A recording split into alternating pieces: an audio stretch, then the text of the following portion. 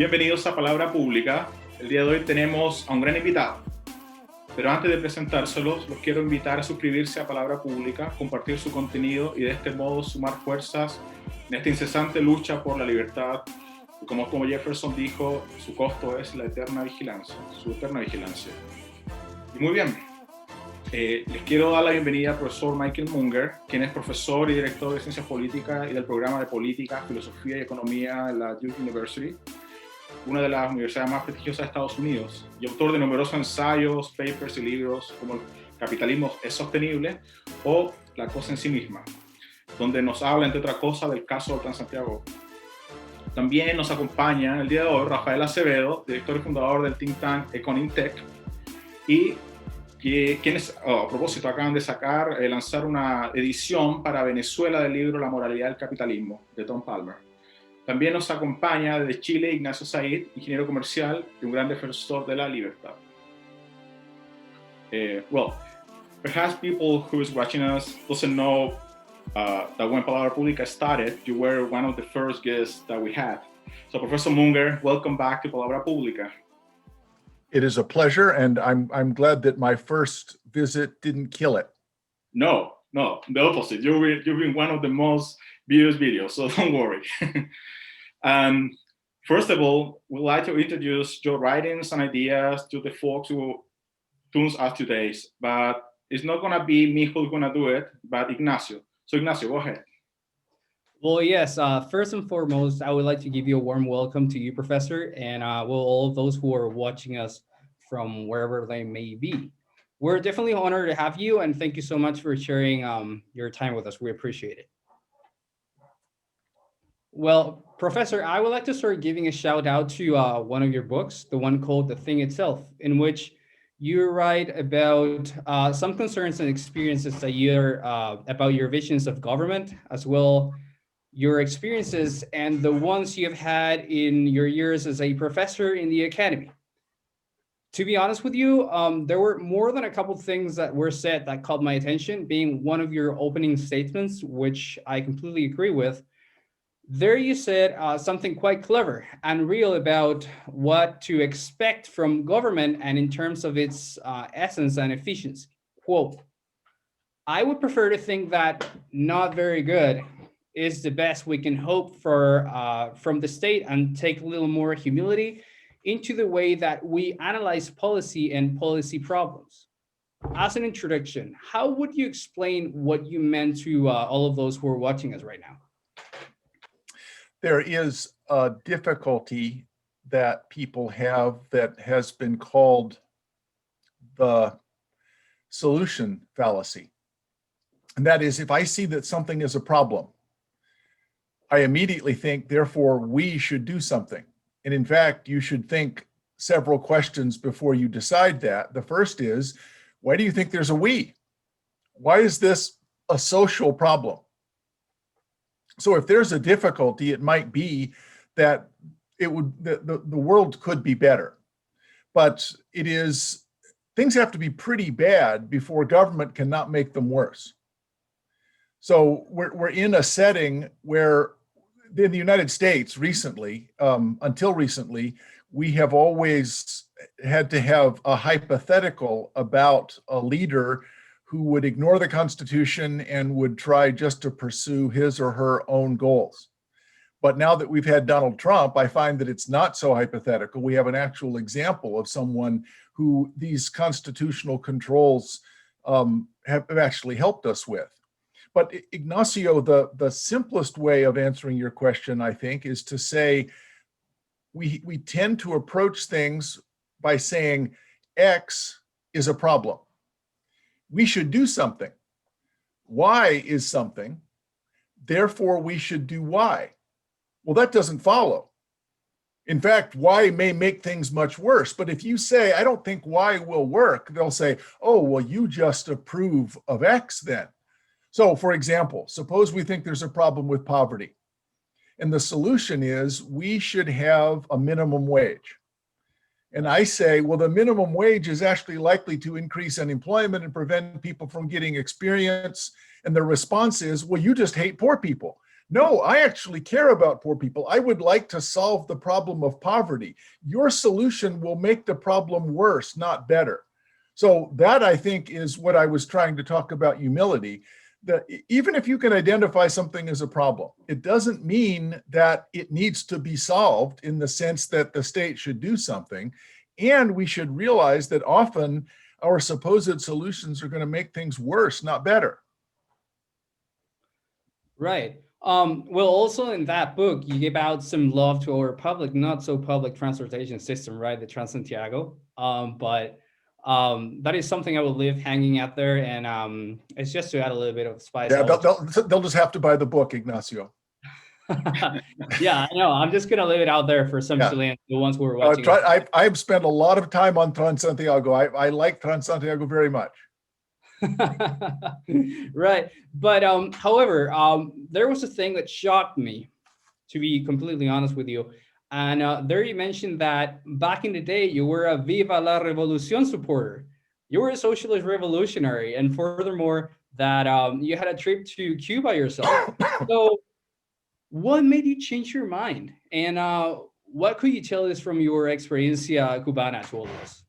Well, by the time I went to Cuba, I had already seen the light about socialism, but the Cuban experience, I would say that most people who were optimistic about socialism could be cured of it by an honest visit to Cuba.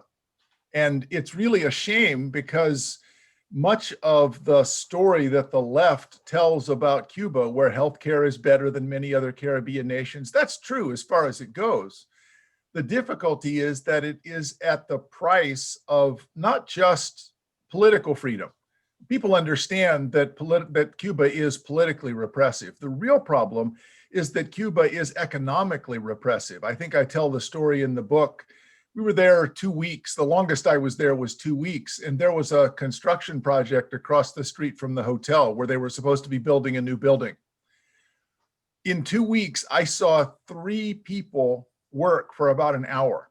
The rest of the time, they were just sitting around. And so it does remind one of the old story about Poland and Russia, that the equilibrium is that the workers pretend to work and the management pretends to pay them. So there's no incentive to work. And in fact, if you work, the other workers will say, what are you doing? Are you trying to show us up? You're going to make us look bad. And so all initiative, all entrepreneurship, all of those things are not exactly illegal, but they're discouraged. So I tell the story in the book. I talked to a young man who was giving tours to gringos, to gringo gordos. And that he was really smart. He could have been a real estate developer. He had plans for the malecón, the big beachfront. We could build hotels here. We could develop this. We can have mass transit. None of that is going to, and this was 20 years ago. I don't know what happened to him. He may have killed himself because every day he is confronted more than most of us with the difference between what his country could be and what it is. And the only reason that it is a basket case is that it has a set of dysfunctional institutions that prevent people, that actively prevent people from realizing their desire to cooperate with each other and make things better. That's crazy. That's right. So you asked why I became a socialist. I became a socialist in college, like all good people do. It's very important to become a socialist while you're in college because girls like it. They're much more attracted to you if you're a socialist. People on the right have a hard time getting girls, but it's much easier if you're a socialist because then you can wear the beret and grow a beard. So when I got to graduate school and I was studying economics, it's actually very hard to study economics and remain a socialist because you have a bunch of things you wish that were true. But I think it's like studying physics if you believe that people can fly. If you think that people can just flap their arms and fly. If you study physics, it's pretty hard to maintain that belief. So if you study economics, it's pretty hard to maintain a belief in socialism because the source of wealth is the division of labor. We have to be able to help each other. And a socialist system doesn't allow the development of the division of labor. It doesn't allow us to cooperate at scale. And so all of the socialists want to have little small groups. And we have this little small group like Rousseau wanted, like Lenin wanted. We'll have these little small groups, we'll help each other.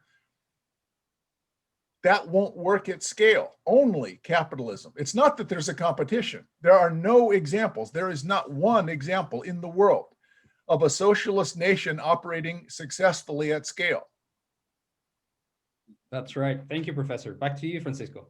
Actually, I want to go a little bit deeper on that. What would you say to people that believe all the time that when you said, oh, actually socialism could be good in Cuba or Venezuela, but it was United States who, with his interventionism way to act, block any socialist attempt to be great. So what would you say to people that believe his countries like United States who prevent countries like Cuba to become a good socialist model? I've never understood that objection. I have heard it pretty often. And for some reason, then, the only reason socialism can work is if it can engage in capitalist exchange with capitalist nations. Well, wait, that's capitalism. If it's socialism, go ahead, knock yourself out. And Venezuela in particular had oil. So Venezuela is an amazing story of an insistence on being poor. Cuba started out pretty poor. They were corrupt, they had difficulties. The United States, to be fair, in the 30s and 40s didn't treat Cuba very well. They propped up Fulgencio Batista, who was a thug. So the US performed poorly there, but Venezuela did this to itself. They're an oil-rich country and they still managed to destroy their own institutions. And you're right, many people on the left say, oh, the United States did this. How? If you're saying that the only way a socialist nation can remain wealthy is to be capitalist, I don't even understand what you're saying. So what the US did was prevent Venezuela from engaging in capitalist exchange, but they should have been able to go off on their own socialist path. It turns out that the only way you can be socialist is if you have another country to prop you up. And so as long as Russia had enough money, Cuba was fine. It wasn't great, but it was fine. And then once Russia, after 1993, they stopped paying, it became clear that Cuba is if you drive around in Cuba, you'll see horses pulling wooden plows in some of the most fertile soil in the Caribbean. The islands are big. They have very fertile soil. Cuba does not grow enough food to feed itself. Venezuela now doesn't even produce enough oil to supply its own energy needs. And both of these countries are rich in those resources. It's just that socialism cannot manage those resources because socialism is not set up to produce things that people need. Socialism is set up to produce things that the leaders want, which is very different. Yeah, so true. Before going through the discussion of what is happening in USA elections, I'd like your opinion about an important libertarian topic, for sure related with current global events. In 1944, Hayek said that any attempt to plan economy or manage prices put society in danger of devolving into socialism. And we know socialism doesn't work because it creates, as you said, the wrong incentives, tend to distort market signals and all these kind of things. This year, from the very beginning of the outbreak, let's agree that there is no more centralized and intrusive behavior than let the government decide whether or not business can open. So could be sanitarian reasons for that, but the fact is that in the name of safety, government are getting centralized arbitrary faculties. As a consequence, the global economy is highly damaged everywhere. Household and the middle class are getting poorer. And we have seen, at least in the United States, lines of cars getting food from the food banks as never before. And perhaps this will be, for example, a sad moment for Christmas because some families only see each other during Christmas time. And weeks ago, I read in the New York Times, that wrote an article saying that the economy the economic impact of this pandemic will go deeper than any recession in living memory. In the recent report of the Congress also states that the severity, scope, and speed of the ensuing downturn in economic activities has been significantly worse than any recession since World War II. That's the thing.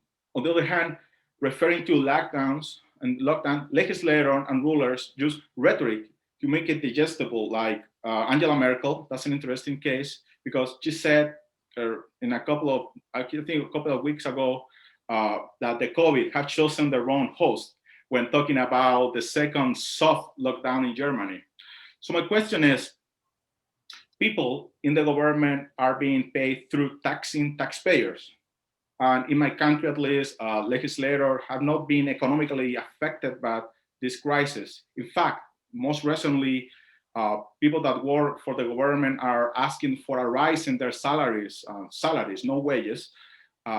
So decision makers in power and in government are deciding to lock down whole countries or part of them, of the economic market in the name of public safety without having to feel the real weight or economical cost of those decisions like the rest of the mortal or like private business do.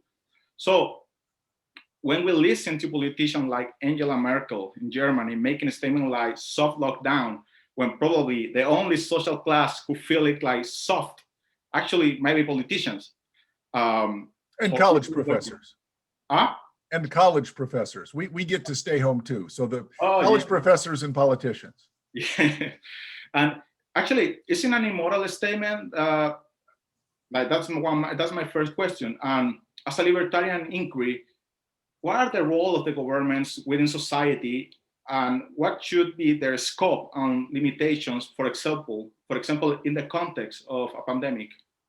Well, let's suppose that, because some people would contest whether the disease is really as dangerous has been said, that is, that maybe not as many people would die, maybe it's not as contagious. Let's suppose that it's really dangerous and really contagious. Now, what's the best way to respond? There are at least, and I want to connect it to the beginning of your question, which was in 1944, Friedrich Hayek wrote The Road to Serfdom, and in it, he didn't claim that any planning leads to socialism. He said that any planning leads towards an increasing need to manage prices and take control of resources. And the reason is, if you regulate prices, it creates distortions in the market system. Once you create distortions in the market system, you then have to act to compensate for those distortions. So there's a whole chain, like dominoes falling, of new things that you have to continue to do. So, and you can always turn around. You can get Ronald Reagan, you can get Margaret Thatcher, you can turn around on that road to serfdom, but there's a tendency. So what he was, some people mischaracterize it as saying that if we have one price control, that means we have full socialism. And that's not what Hayek said. What Hayek said was, if you try to manage the economy, it creates an increasing need for more and more management. And I think that's an excellent analogy to what we've seen. Now, I would say that libertarians do not claim that we need no social planning. People understand we need social planning.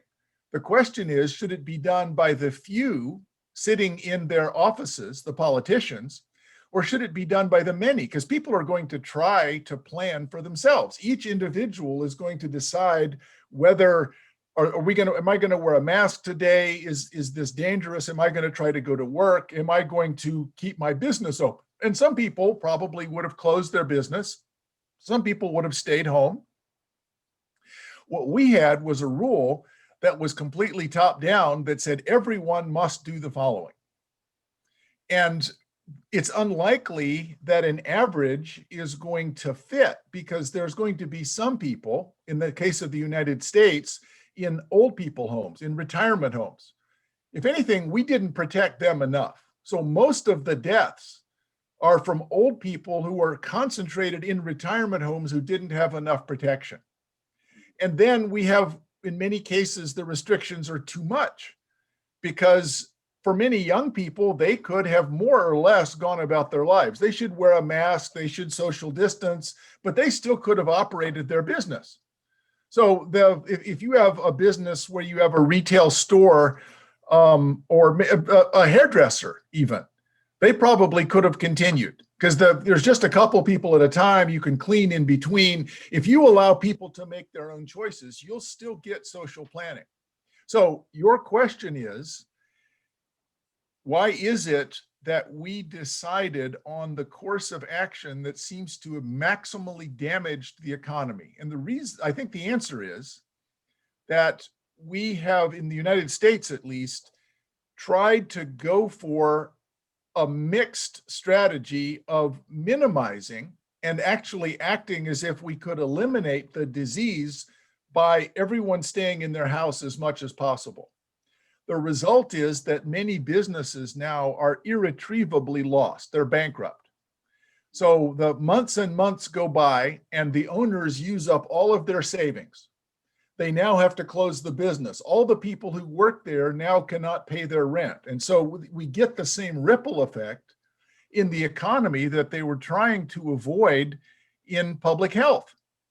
So the economic problem is contagious. It's extremely dangerous and it's extremely contagious. There's suicides are going up. Starvation is going up all over the world. So the economic catastrophe has public health implications. And the thing is that there's an ideology in public health that there are no trade-offs. And economists will usually say we should think in terms of trade-offs. Public health people tend to think like philosophers in terms of moral imperatives. So I often will make my public health friends very angry by saying, I believe that as a moral matter, the optimal death rate from COVID is not 0. People should be dying from COVID because if we have restrictions so great that no one is dying from COVID, we're killing people by starvation. And that means that we're killing more by starvation than we are who then would have died from COVID. Now, the particular balance, I'm not sure. The claim that I'm making is in keeping with what you said about Hayek. We would have done better if our planning had been more local. People keep saying we need a national plan. Well, the disease was bad some places and not bad in others. And the age distribution, the risk that people had was bad in some cases and not bad in others. So allowing individuals to use the local knowledge that they have about risk and the local knowledge that they have about their economic needs would have reduced the economic contagion quite a bit. Actually, follow your idea. A report from the Commerce Department showed that personal income fell again in November and consumer spending fell for the first time since April. On the other hand, the pandemic, I feel, will help people to avoid the internet being gutted. For example, college students to get food stamp easier. However, at the end, each aid program means the government injecting more money into the economy. But if demand continues failing, so supply will. At the end, money cannot buy what is not being produced. So for how long can the economy survive with the magic of injecting money? Well, business everywhere filed for bankruptcy. People are getting fired and lockdown still be seen as a good idea. In contrast to letting the market economy open through allowing people going to work. Well, this was under the Trump administration, as you know, that we had the lockdown. And so I think that the lockdown is going to become much more stringent in the United States once Biden takes office. And to be fair, right now, we're seeing an enormous increase all over the United States. We're seeing an enormous increase in the number of cases and in the number of deaths. So the difficulty that we have is that people are desperate to go out and try to earn a living or just end their isolation. So we're going to end up with the worst of both worlds. We killed our economy for 6 months, and now we're going to kill a big part of our population because they're desperate to go out and make money. So we have completely mismanaged this from the beginning. I don't know that I could have done better because we didn't have that much information. It took a long time. So to be fair, this is the humility part. I'm not sure that I could have, if you had asked me in April, what should we do? I would not have given you an answer that I would now defend. So it is a very difficult problem. I just want to keep arguing for the principle. You should make the mistake of having too much local control and too much local choice rather than too little. We had too little. We tried to do an average. And as a result, a bunch of old people died who didn't have to, and a bunch of young people lost their jobs who didn't have to.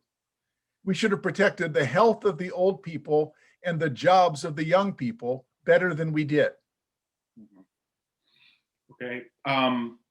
Now moving into the American elections, Rafael has a question. Yes, Professor Munger, it is my honor to be here and have this opportunity to ask you. Yes, I remember that you presented yourself as a libertarian candidate for the general election for North Carolina's House of Representatives in the District 34. Can you tell us your experience and the outcomes for you and the Libertarian Party during this election? Well, I lost. I came in a distant third. I got 4%, which isn't terrible for a third party candidate, but it's obviously not very good. I signed up. I was very excited. The last day of signups in January, I looked and there was only a Democratic candidate. So I thought, oh, I can be one of two because I might get 30% if there's only two candidates. And then at 5 o'clock on the last day, the rat bastard Republicans put somebody in. And so my chance was ruined. I'm now the third. But it's always interesting campaigning and filling out, you get a bunch of questionnaires. So a lot of people want to know what your opinions are on different issues. And I also had this experience in 2008 when I ran for governor. So I was the first libertarian candidate who was in televised debates. I was in 4 televised debates with the real candidates in 2008. There were no debates for the North Carolina House. But I had the experience over and over again. I would explain to them, my philosophy of government is that we need permissionless innovation. So we need to create a general infrastructure that encourages innovation, but then not have licensing and taxes and permitting that require you to go to some bureaucrat to get the permission in order to do the innovation. So we also need the infrastructure could take the form of good roads, good education, low taxes, low regulation, and that will encourage business for everyone. And so the person I'm talking to will say, well, that sounds really interesting. That sounds right. But tell me, if you win, what would you do for me? I just said what I'm going to do is to leave you alone so that you can achieve your own goals. Because the human creativity that right now is shackled by the need to seek the permission of the government before you can innovate, you can invest, you can hire someone. It's very difficult to start a new business. It's very difficult to maintain a new business because of the requirements the government imposes on compliance. But their answer always is that sounds right. What would you do for me? And so H.L. Mencken, the philosopher, journalist, famously said that elections are advanced auctions in stolen goods. So all of the candidates says, if I win, I'll give you this. And the other candidate says, if I win, I'll give you this. After the election, the winner takes the money from the owner and gives it to you. Well, that's a terrible way to run things. What it means is that we're encouraging candidates to buy votes with other people's money. So the difficulty that I think libertarians have is that all we're doing is saying we're not going to do that. And at some level, the voters agree. You know, that makes sense. That sounds good. But tell me, what are you going to give me? Because that's still what it's transactional. Voting in the United States has become transactional. That you promise this and I give you my vote. Instead of I'm promised to leave you alone. Yes, I think, Professor Munger, that is well, that is a success of socialism. I think, you know, they changed the mind of the peoples, and now people are looking for the easy things. I think that it's the same in countries like in Venezuela, my country of origin. People are not they're not looking for a politician that leaves them alone to do what they have to do. They prefer a politician that gives them things. But that's not their experience. So I understand that the first time I promise, vote for me and I will give you all these things. You might think that sounds great. I'm going to vote for that person. And then you don't get any of those things and the economy is ruined. So you'd think, now I see. Okay, that was a lie. But no, what we do is we have a competition to whoever tells the biggest lies, and the voters know they're telling lies. So the Chavistas, they know that this is not going to happen, but Chavismo, they care about me. At least they care enough about me to tell the lies I want to hear. And Donald Trump, it seems to me, has done the same thing. His supporters don't believe that he's going to do these things, but he cares enough to tell the lies that they want to hear. So I don't think it is socialism. I actually think it's democracy. I think it's a tendency within democracy. And it takes a great deal of education of voters to keep voters from succumbing to that. So I'm always worried about the direction of democracy, because we need to have voters understand that at best, the government can set up a system of rules within which the system can run fairly. That's the best we can hope for. If what you want is the government is going to come in and take money from bad people and give it to you, well, the other side is trying to do that too, and your side will not always be in charge. So at some point, you're going to end up losing. Right. In the same way, I would like to ask another question. Look, for non-American citizens, it's shocking to see what is happening in this moment in all this modern democracy in the United States. For example, weeks ago, the Texas Attorney General Ken Paxton opened a case against 4 states, Georgia, Michigan, Pennsylvania, and Wisconsin. However, the majority of those lawsuits have already failed. On the other hand, Attorney General Bill Barr said there is no evidence of widespread fraud. And finally, the Electoral College confirmed Biden's win. Then, it's been a shame for the United States to pass for such a scenario. We usually see in poor or developing countries, but not in developed countries like United States. And you know, maybe the majority of Venezuelans there is a kind of joke in this moment that they say, okay, the United States maybe will end like Venezuela, that you have two governments, Maduro and Guaido. Guaido says, I'm the president, and Maduro says, I'm the president. Then in this moment, the United States seems to be quite similar to the Venezuela situation, political situation. I'm not talking about the economics, just the political situation. What do you think about that?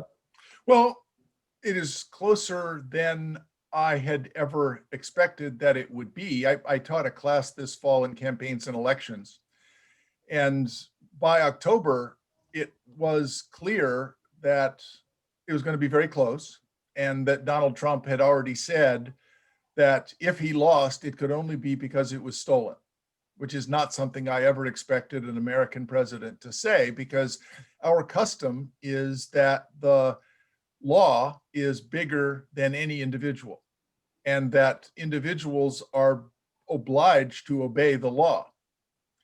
So I guess I'm more optimistic, though. I think that Donald Trump will try to do this.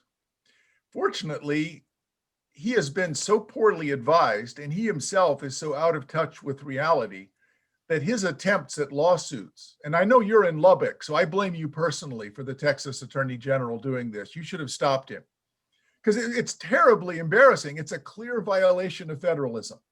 So the state of Texas is saying, we disagree with the vote in Pennsylvania. Supreme Court, please make them stop. And the Supreme Court said, which is the correct answer. And so when Donald Trump on January 18th says, I'm going to declare martial law and I'm going to have the military come out, the military is going to say, so Donald Trump is going to, he already lost the election, but he's going to lose any semblance of respectability in the eyes of most people, because the institutions that the United States has set up, and I said this some at the beginning in the answer to Francisco's question, the American institutions are set up under the assumption that a bad person is president. And until now, it's been sort of hypothetical. Well, that could never really happen. And now even my friends on the left say, you know, that whole federalism thing, that's pretty cool, because Texas did not get to say anything about the election in Georgia or Pennsylvania. That's just out. Forget it. So the American system is going to inaugurate a new president on January 20th. And if Donald Trump tries to prevent it, he will be arrested and put in jail. So it will not be like Venezuela. And I could be wrong about that. I've been wrong about a number of things so far, but I don't think that I'm wrong about that. A lot of the military are tired of Trump. So the opinion polls about the military, in January, Donald Trump was still pretty popular, but over the past year, Donald Trump's popularity among the military has really fallen.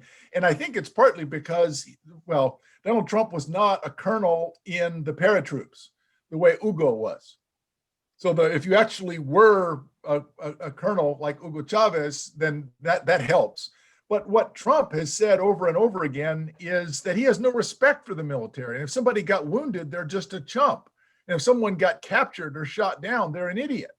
And so if you constantly criticize them, if you're going to be an authoritarian president, you should suck up to the military. He did not. He has mocked the military. And so he has lost the support of the military. He has no hope now of getting any military support if he calls for martial law. So either he just disappears like a clown, or he's going to be arrested. Yeah, great. Professor Munger, my last question before to go back to with Francisco. Do you believe that the electoral college system has to be changed in the United States, or that's much better having the electoral college here in the United States? What do you think? What's your opinion? Right. I'm going to choose answer C. The two choices you gave me were A, it must be changed, or B, it's good. It's neither of those things. Okay. But in order for us, because it's in the Constitution, for us to change it, 2/3 of the House and Senate have to vote for a change, and then 3/4 of the states have to vote for a change. Now, most states benefit from the Electoral College. There's no hope of changing it. Most states like it because most states are smaller than average. So I think to get the average, you have to go to about the 40th state, because the 10 largest states have half the population. So 40 states benefit from the Electoral College. There's no way you're going to get 3/4 of the states, that is 38, to vote to change it. So I'm always surprised when people say, oh, we should change the Electoral College. That's not going to happen.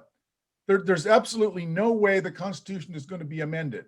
So what needs to happen is that people need to recognize that it has to take place in the context of the Electoral College. And honestly, I think by 2024, the answer will already have happened, because Texas is going to be a Democratic state. So if Texas is a Democratic state, the Democrats are going to win the Electoral College, and we're not going to have a controversy anymore, because that'll change the complexion of the, right now it's obviously pretty closely balanced. Although Biden actually got 306 Electoral College votes, so he won by a lot. So, but there's no chance of changing the Electoral College. I don't think it's perfect, but it's in the Constitution. Let's go back to the humility thing. I don't think we know what Americans' elections would look like if they were by popular vote. Probably what would happen is that all of the campaigns would be conducted in California, Illinois, Texas, Florida, New York, and Massachusetts. Those 6 states have close to half the population. And so if you can just win large majorities there, you can win the election because you'll split the vote everywhere else. So most states would never even see a campaign and they would feel really isolated. So what the Electoral College does is make the election more spread out. You're going to spend some of your time in relatively small states like Wisconsin. Wisconsin was a really important state in this election, even though it has a tiny population. So whether you think that's a good thing or not, it is a property of the Electoral College. And if you tell me, I think we should change it because the alternative would be better, I'd say, why would you think that? You don't know what the alternative would look like. You need humility. You need to recognize that things are not yet so bad that we cannot make them worse. So Munger, I have a lot of questions now based on what you just said, but I would like to know. I want to do a comparison between what you said in one of your papers and also some book when you say capitalism tends to cronyism. In this sense, democracies we are seeing everywhere that based on free speech is allowing a lot of violence because they said they have to right to express themselves. And for example, Chile, we have seen a lot of violence which is supported by social media, by television, newspaper, Greek figures. In that sense, if capitalism tends to cronyism, democracy tends to what? What is the dangers of democracy today? Well, capitalism tends to cronyism in a democracy. Democracy tends towards populism at all times. And populism is the sort of deformed democracy that Plato was worried about. So if you read the Greeks, they would define democracy as mob rule. So the mob is not a deliberative, thoughtful group. It's a bunch of people throwing rocks and setting things on fire.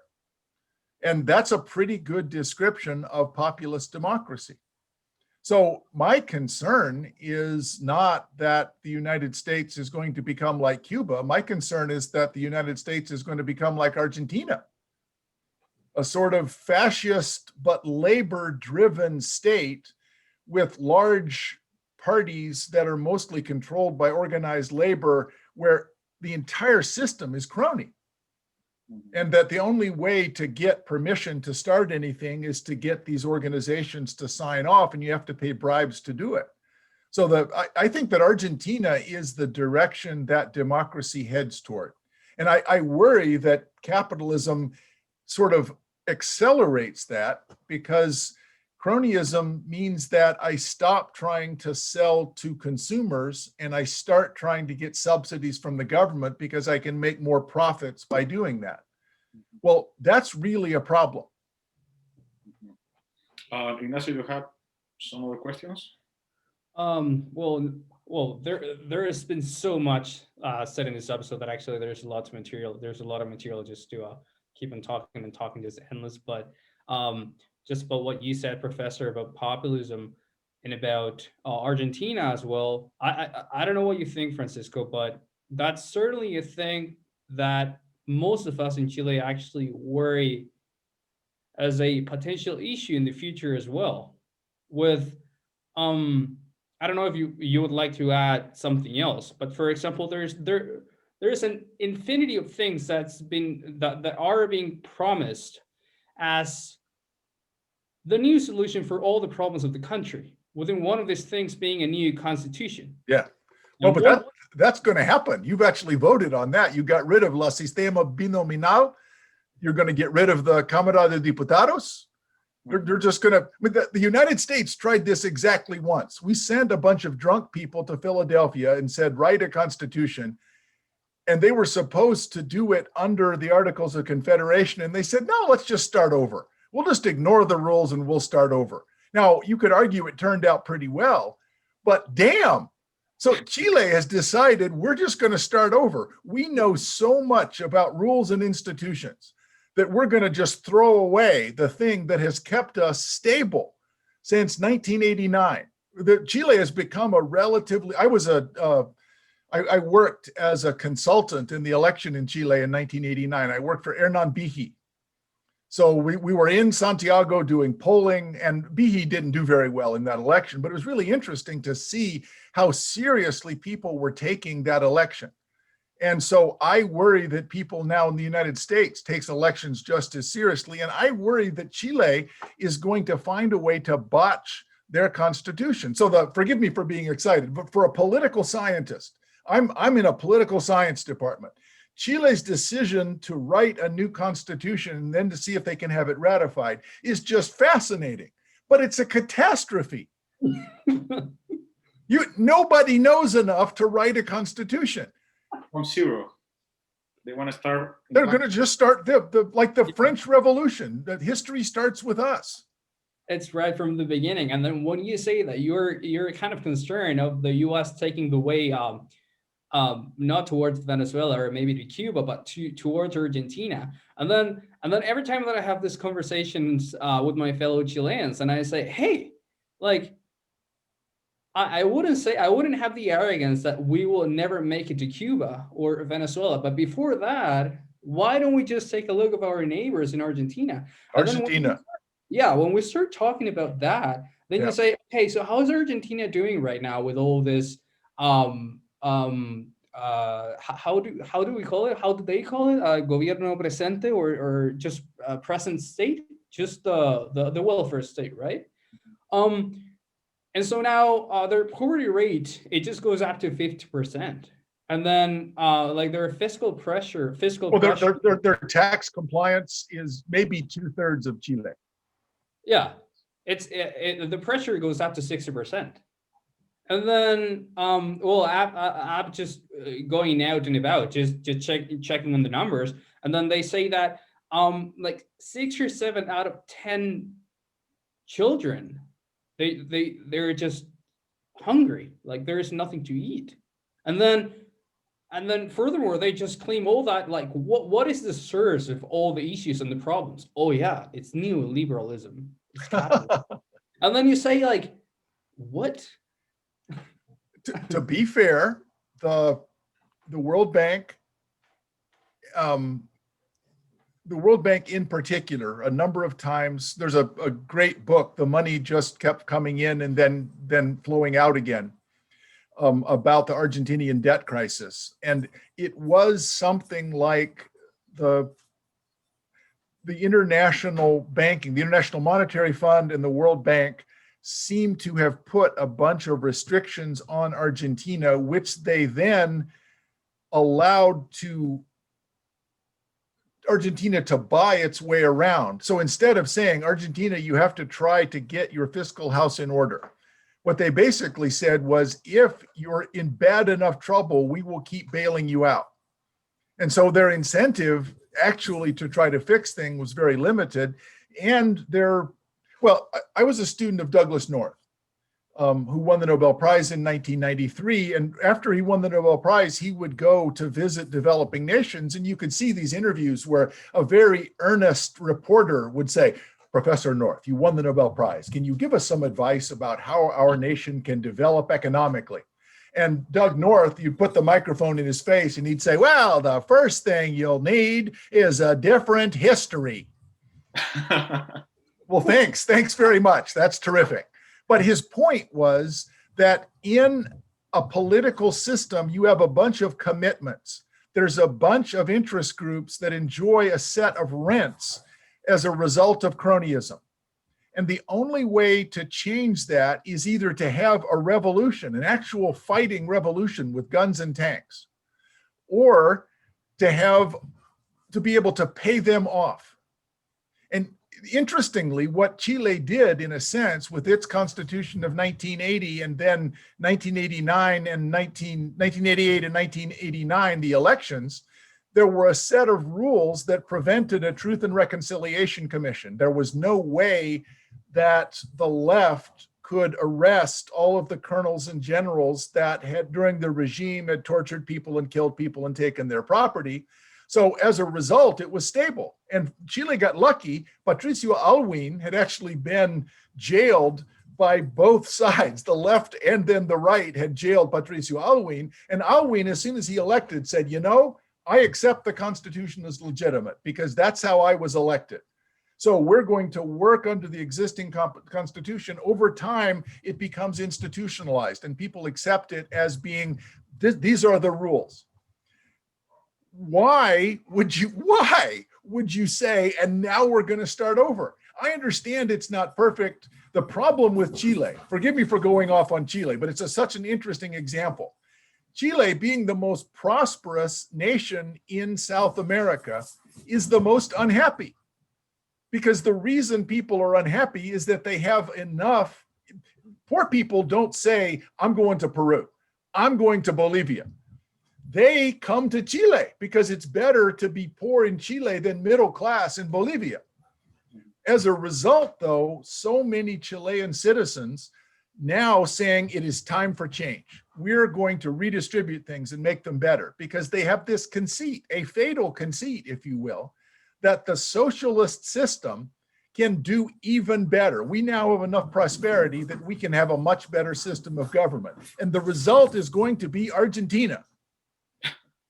One of the arguments that we sometimes we talk with Ignacio, with our fellows in Chile, that one explanation is what is happening, why after a country like Chile passed through a system that taking out of poverty, who made people be better off than people in the 70s and before, is basically because the system never was explained. Also, but you can't explain prosperity. Markets did it. Openness did it. But there was no way to explain. There was any voice talking about the system, any voice about talking what means you have been passing from the system we have with Salvador Allende and before to the new system. So without defenders, only the voices of socialists were like in the air. And plus they did a lot of teachings and made students and college and high schools to learn about only one kind of system, which wasn't the one called free market, is socialist system. And then in 2006, 2011, and now we see how the fruit of all this war that was made in silent and institutionalized schools and universities. So it's somehow a cultural battle that was given in silent and in college and high school. And well, sure, but I really think it's prosperity. That you have to reach a certain level of prosperity before you find socialism attractive. So peasants, poor people, notoriously all over Latin America, it was very difficult to get poor people to fight on the side of socialism because what they wanted was electricity, a motorcycle, a refrigerator, and a washing machine. If they could get those things, that's great. And whatever system can get me those things. But if you are living in Vitacura and you're 21 years old and your parents are wealthy and you go to Universidad de Chile or Católica, then you get told by these teachers capitalism is evil. And right. So you go to coffee shops and it's great. What a great feeling. I am young and I'm going to change the world. And I feel terrible because my parents are wealthy. So we're going to help poor people. Well, if you go to talk to poor people, they would prefer jobs to having your help. Socialism is not going to help them. It's just going to make sure that everybody has the same job that doesn't pay anything. Yeah, and just to add some stuff more to that, like one of the most, let's say, convincing arguments that you happen to hear just around society when you're having nice conversations, some pretty civil conversations, is that so the main problems with Chilean society is first the Pinochet's constitution, right, from the 1980s. And then when you see that, you see more than how many, Francisco? More than 200 changes that have been made to that constitution. So then you can literally see that it's not the same. Mm-hmm. And then, not unfortunately, in my opinion, not a lot of people know a lot about Chilean history. And so therefore they don't know. So what happened from the 1850s when Chile started industrializing?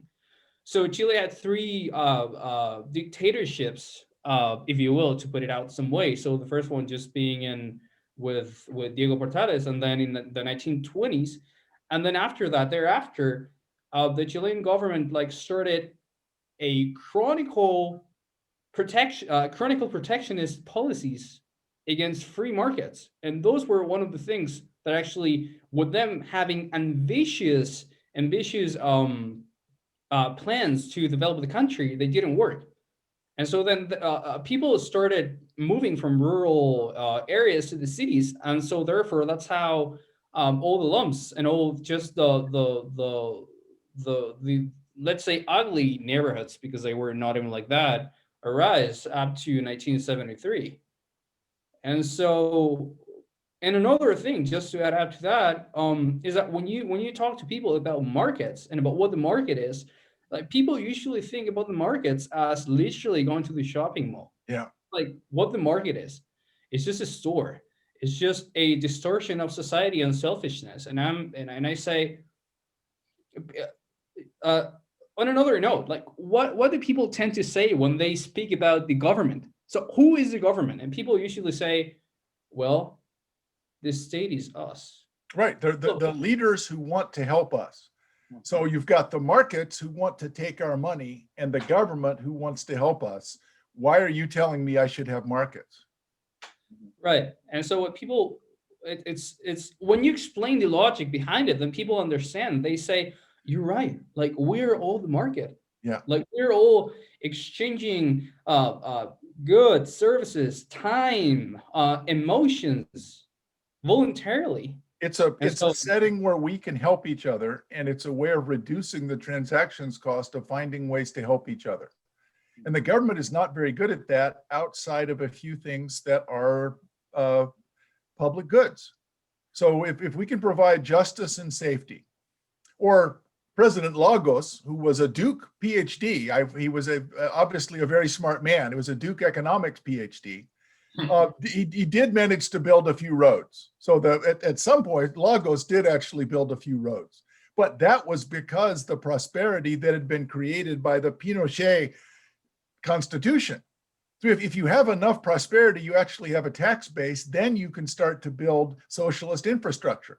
So Lagos was a socialist, but he was using the prosperity and the tax base that had been created by the Pinochet Constitution. So again, you can't become socialist until you reach a certain level of prosperity.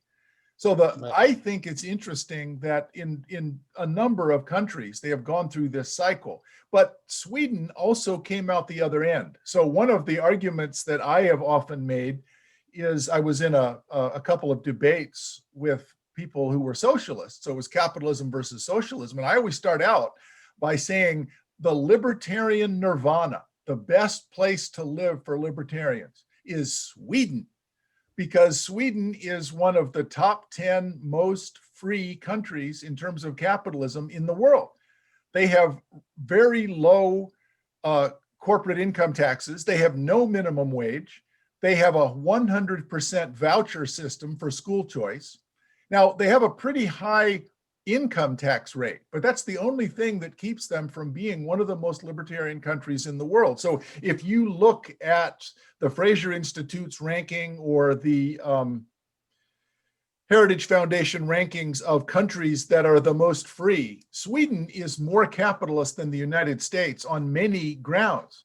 So when people in Chile say, well, we'd like to be socialists like the countries of Northern Europe, actually, in the 1990s, those countries went and they looked at socialism and said, no, the only way we can solve the problem of poverty is to use capitalism. We need capitalism to produce enough wealth so that we can solve the problem of poverty. Socialism can solve the problem of inequality by killing all the rich people. But the problem is not inequality. The problem is poverty. And so the way to get rid of poverty, as Chile has shown, is that you need capitalism. The difficulty is that produces inequality.